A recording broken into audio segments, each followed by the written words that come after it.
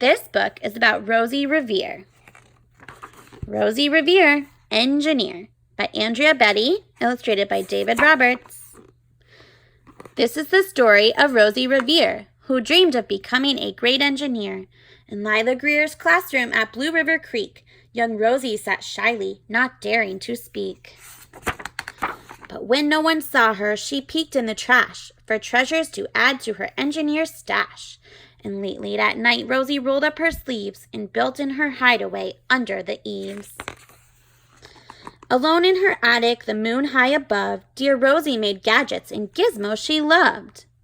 And when she grew sleepy, she hid her machines far under the bed where they'd never be seen. When Rosie was young, she had not been so shy. She worked with her hair swooping over one eye and made fine inventions for uncles and aunts, a hot dog dispenser and helium pants. The uncle she loved most was zookeeper Fred. She made him a hat to keep snakes off his head, from parts of a fan and some cheddar cheese spray, which everyone knows keeps the pythons away. And when it was finished, young Rosie was proud. But Fred slapped his knee, and he chuckled out loud. He laughed till he wheezed, and his eyes filled with tears, all to the horror of Rosie Revere, who stood there embarrassed, perplexed, and dismayed. She looked at the cheese hat, and then looked away. "I love it," Fred hooted. "Oh, truly I do." But Rosie Revere knew that could not be true. She stuck the cheese hat on the back of her shelf, and after that day kept her dreams to herself. And that's how it all went until one autumn day. Her oldest relation showed up for a stay. Her great-great-aunt Rose was a true dynamo who'd worked building airplanes a long time ago. She told Rosie tales of the things she had done and goals she had checked off her list one by one. She gave a sad smile as she looked to the sky. "The only thrill left on my list is to fly. But time never lingers as long as it seems. I'll chalk that one up to an old lady's dreams." That night, as Rosie lay wide-eyed in bed, a daring idea crept into her head. Could she build a gizmo to help her aunt fly? She looked at the cheese hat and said, "No, not I." But questions are tricky, and some hold on tight, and this one kept Rosie awake through the night. So when dawn approached and red streaks lit the sky, young Rosie knew just how to make her aunt fly.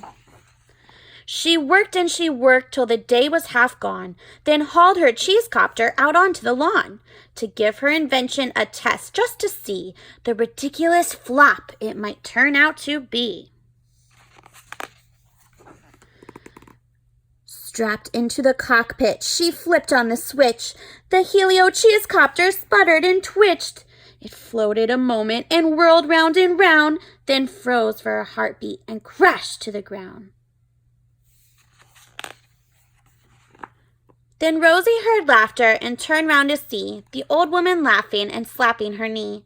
She laughed till she wheezed and her eyes filled with tears, all to the horror of Rosie Revere, who thought, "Oh, no, never, not ever again will I try to build something to sputter or spin, or build with a lever, a switch, or a gear, and never will I be a great engineer." She turned round to leave, but then great-great-aunt Rose grabbed hold of young Rosie and pulled her in close, and hugged her and kissed her and started to cry. "You did it! Hooray! It's the perfect first try! This great flop is over. It's time for the next." Young Rosie was baffled, embarrassed, perplexed. "I failed," said dear Rosie. "It's just made of trash. Didn't you see it? The cheese copter crashed." "Yes," said her great-aunt, "it crashed, that is true. But first it did just what it needed to do. Before it crashed, Rosie, before that, it flew."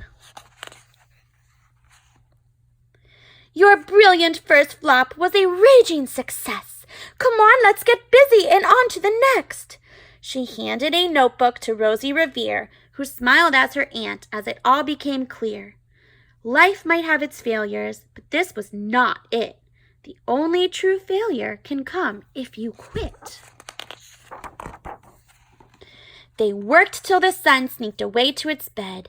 Aunt Rose tied her headscarf around Rosie's head and sent her to sleep with a smile ear to ear to dream the bold dreams of a great engineer. At Blue River Creek, all the kids in grade 2 build gizmos and gadgets and doohickeys too. With each perfect failure, they all stand and cheer, but none quite as proudly as Rosie Revere.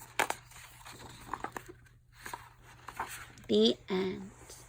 Just remember to keep pushing for your dreams and working hard for success.